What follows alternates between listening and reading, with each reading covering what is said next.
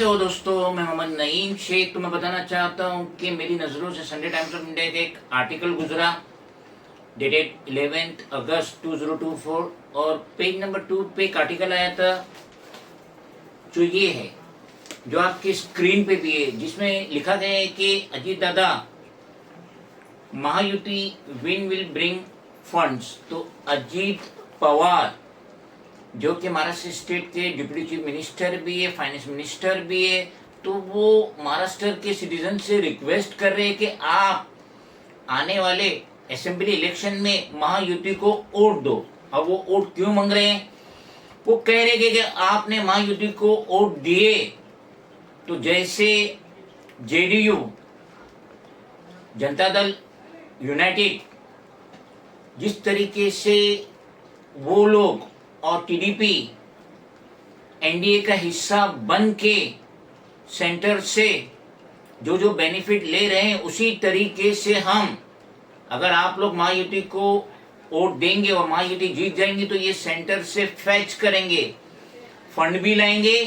और प्रोजेक्ट्स भी लाएंगे। तो ये आर्टिकल अजीत पवार ने टाइम्स ऑफ इंडिया में दी है। लेकिन ये आर्टिकल पढ़ने के बाद तो मुझे बड़ा अफसोस हो रहा है,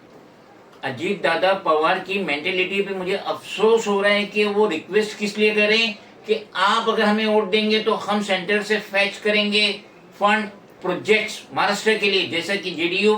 और टीडीपी ले रही है हाल फिलहाल में एनडीए का हिस्सा बनने के बाद। मगर 4 महीना या 6 महीना 1 साल बाद अगर सेंटर में मोदी की हुकूमत ही नहीं रहे, एनडीए की हुकूमत ही नहीं रहे, तो फिर ये कहां से लाएंगे प्रोजेक्ट्स और फंड? महाराष्ट्र में कहां से लाएंगे, सेंटर से कहां से लाएंगे? और हम देख रहे हैं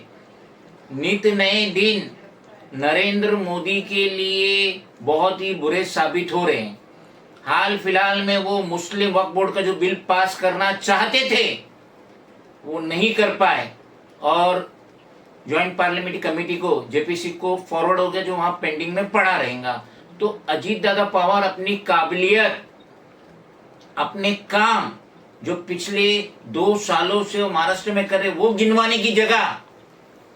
एक उम्मीद दे रहे हैं सिटीजन को, महाराष्ट्र के रहने वाले को उम्मीद दे रहे हैं कि आप महायुति को जिताइए, तब हम सेंटर से फंड लेंगे, प्रोजेक्ट लेंगे महाराष्ट्र के लिए, जो हो ही नहीं सकता। हम सब देख रहे हैं जो 2 बैसाखी है चंद्रबाबू नायडू की, नीतीश कुमार की जो बैसाखी है, वो एक तरीके से ब्लैकमेल कर रहे हैं मोदी को, मजबूर करें उनके स्टेट में फंड देने के लिए। और अगर मोदी फंड नहीं देते हैं, एनडीए फंड नहीं देते हैं, तो ये दोनों अपना